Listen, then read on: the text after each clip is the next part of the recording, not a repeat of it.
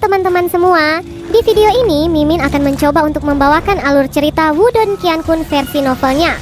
Buat kalian semua yang penasaran dengan kelanjutan perjalanan Lindong, kalian bisa mengikuti spoilernya di sini. Dan buat kalian yang suka dengan alur cerita Wudong Qiankun di sini, like video ini dan subscribe channel Mimin ya. Oke, kita mulai ya. Ying Huan duduk dengan tenang di atas batu. Setelah itu, angin lembut bertiup ke arah pinggangnya yang halus. Rambut hitamnya menari dengan aroma samar. Tangan wanita muda itu dengan lembut memetik senar sambrut seperti kecapi. Setelah itu, dia perlahan-lahan mengangkat sepasang matanya ke arah langit.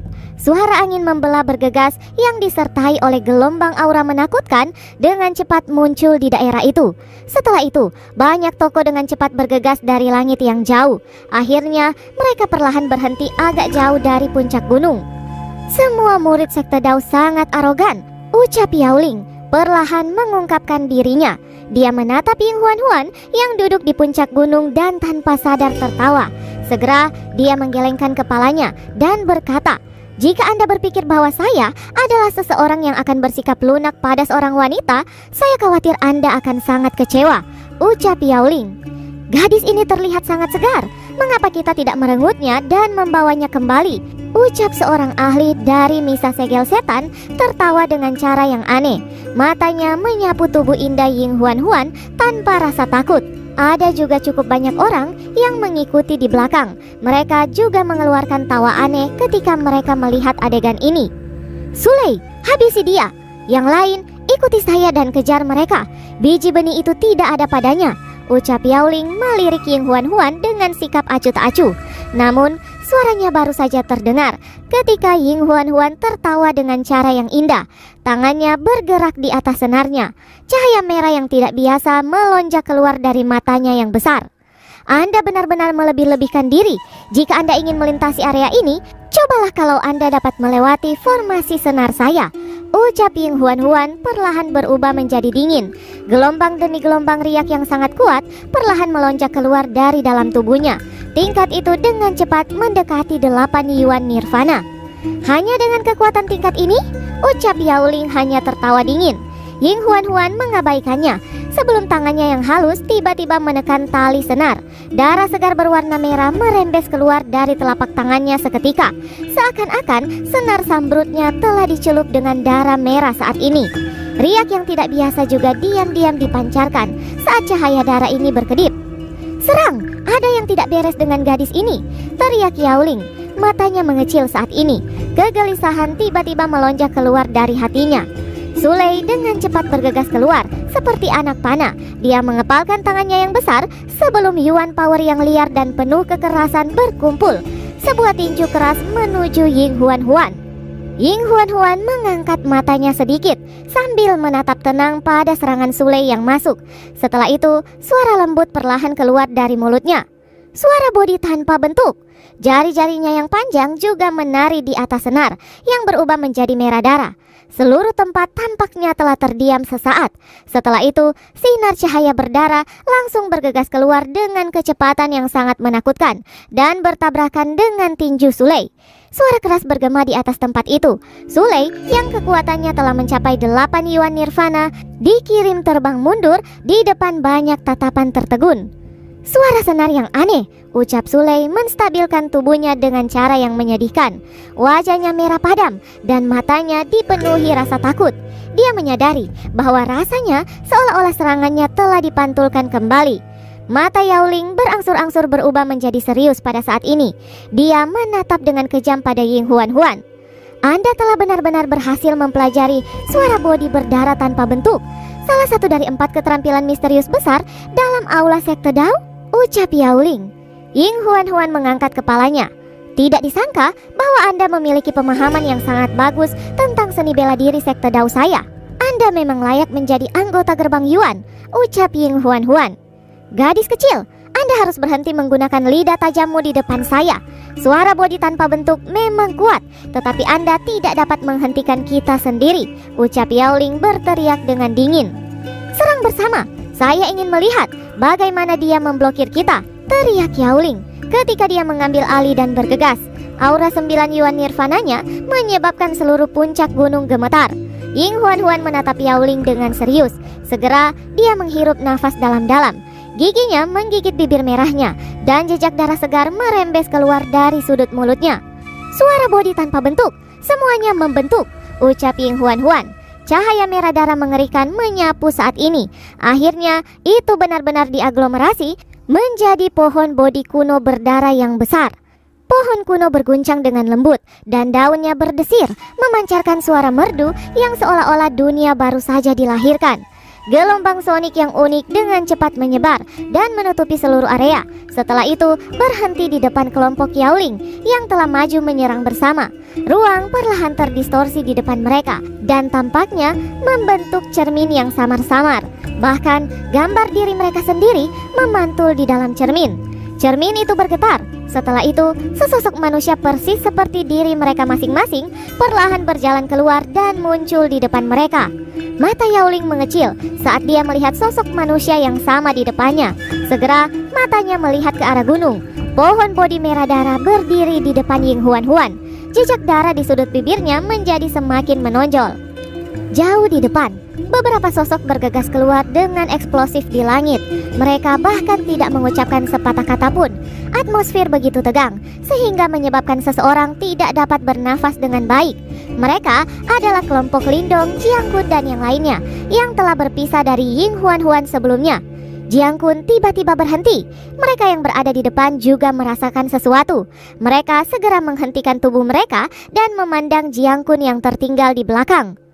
Apakah kita hanya akan meninggalkannya di belakang seperti itu? Ucap Jiang Kun mengepalkan tinjunya dengan erat.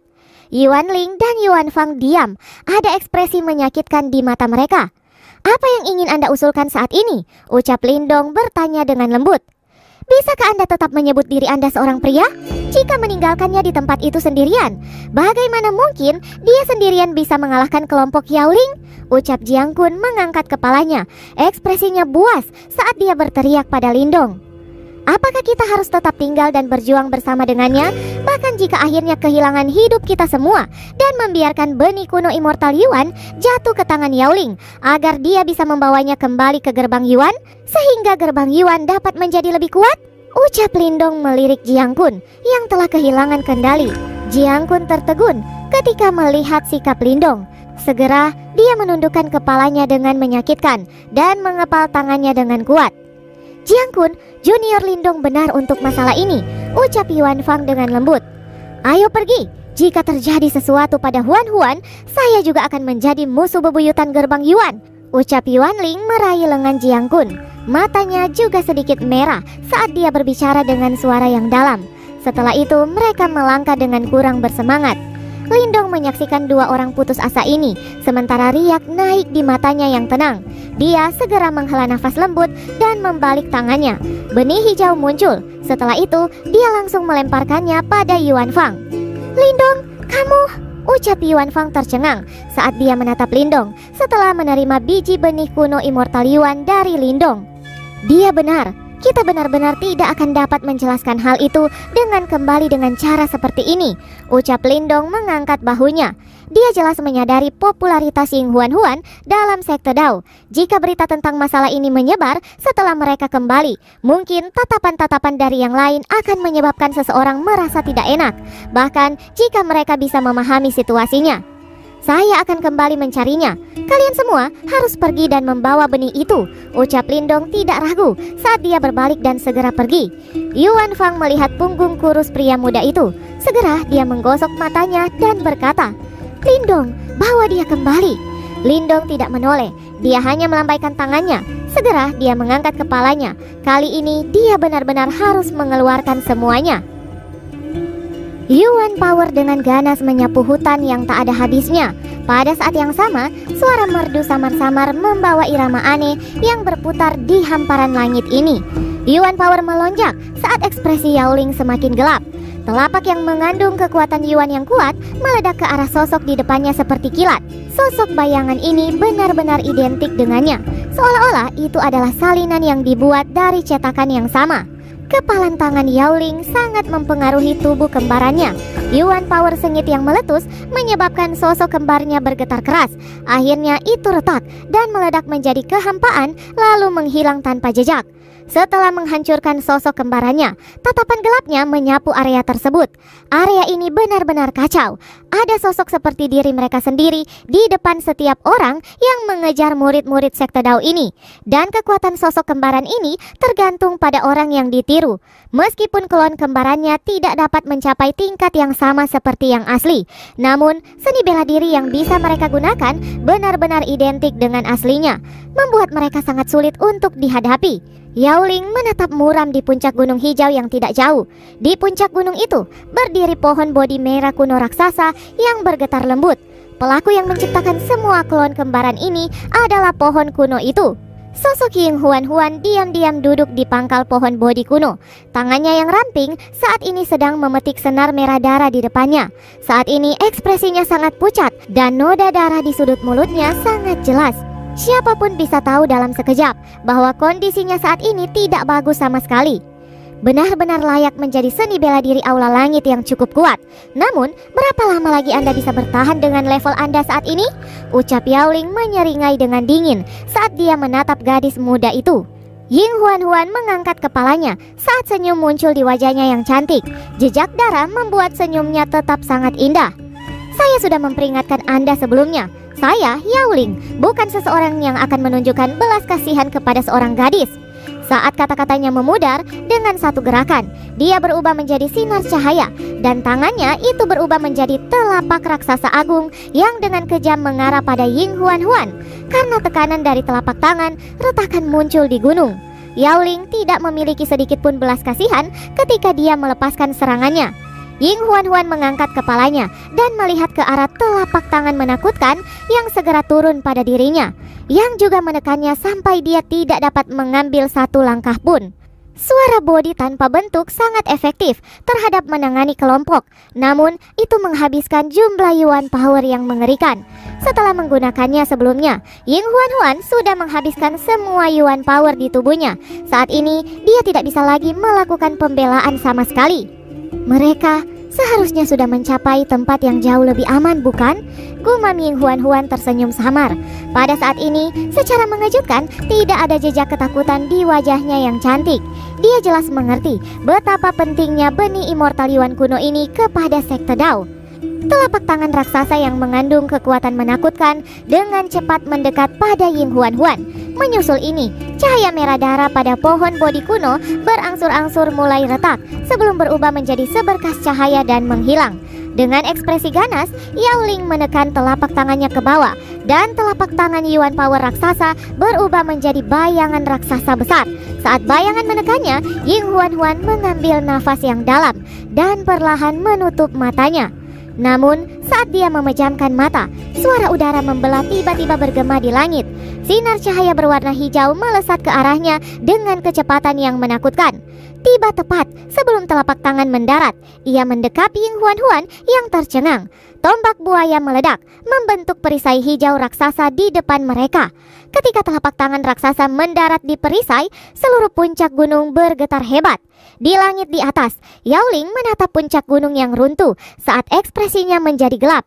Di tempat itu, perisai hijau yang usang perlahan-lahan muncul di pandangannya. Retak dengan cepat muncul di permukaan perisai hijau. Akhirnya, itu berubah menjadi bola cahaya hijau sebelum perisai skala menghilang. Setelah itu menghilang, dua sosok yang bersembunyi di baliknya terlihat. Pahlawan yang menyelamatkan keindahan.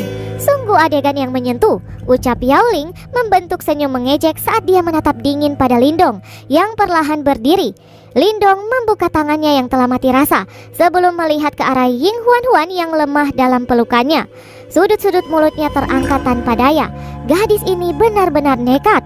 Mereka yang dari gerbang Yuan benar-benar sampah, ucap Lindong berbicara sambil mengangkat kepalanya dan melihat ke arah Yaoling di kejauhan. Bocah, bisakah Anda bertindak bijaksana pada saat ini? Ucap Yaoling. Lindong tertawa sebelum dia melirik kerumunan yang secara bertahap mengelilingi mereka. Dia tahu bahwa dia tidak bisa tinggal lama di sini. Namun, tidak peduli metode apa yang dia gunakan, dia tidak bisa menghalangi Yaoling dan sisanya sendirian.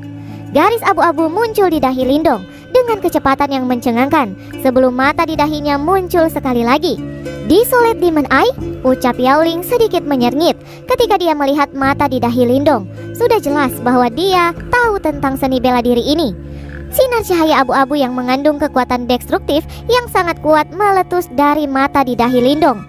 Melihat sinar abu-abu menembak keluar, mereka yang sebelumnya telah menyaksikan kekuatannya mundur dengan panik.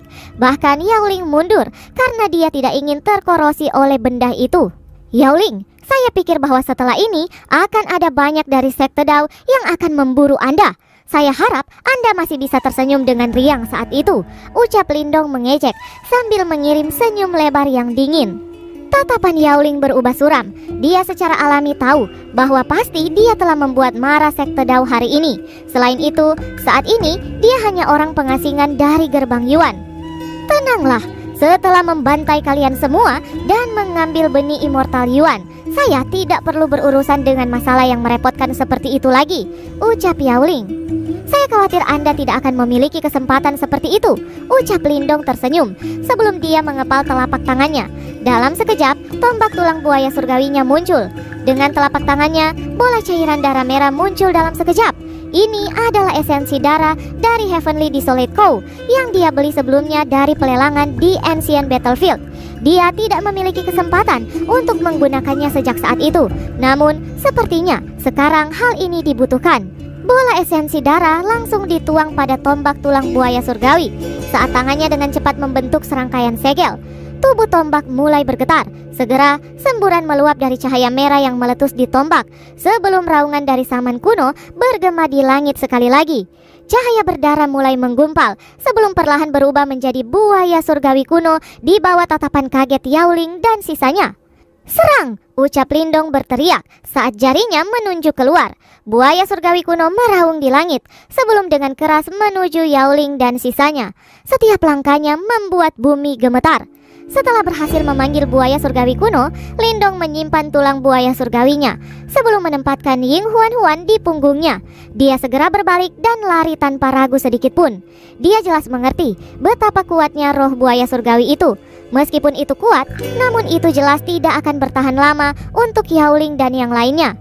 Lindong hanya berharap dapat menunda waktu untuk melarikan diri. "Bajingan itu!" ucap Yowling melihat Lindong menghilang ke kejauhan. Mata Yowling berubah dingin saat dia meraung. "Kamu tidak bisa lari, bocah tengik!" ucap Yowling dengan marah. "Anda berbicara terlalu banyak," ucap Lindong. Tubuhnya tidak melambat saat dia menyeringai. Segera setelah itu, dia mendengar suara lemah di telinganya. Dari sudut matanya, dia melihat wajah pucat Ying Huan-Huan. Sudah jelas bahwa Ying Huan-Huan telah mendapatkan kembali sebagian kekuatannya. "Ayo pergi, saya akan membawamu kembali," ucap Lindong dengan lembut. Bersambung, lanjut ke part selanjutnya ya. Terima kasih buat kalian yang sudah mengikuti cerita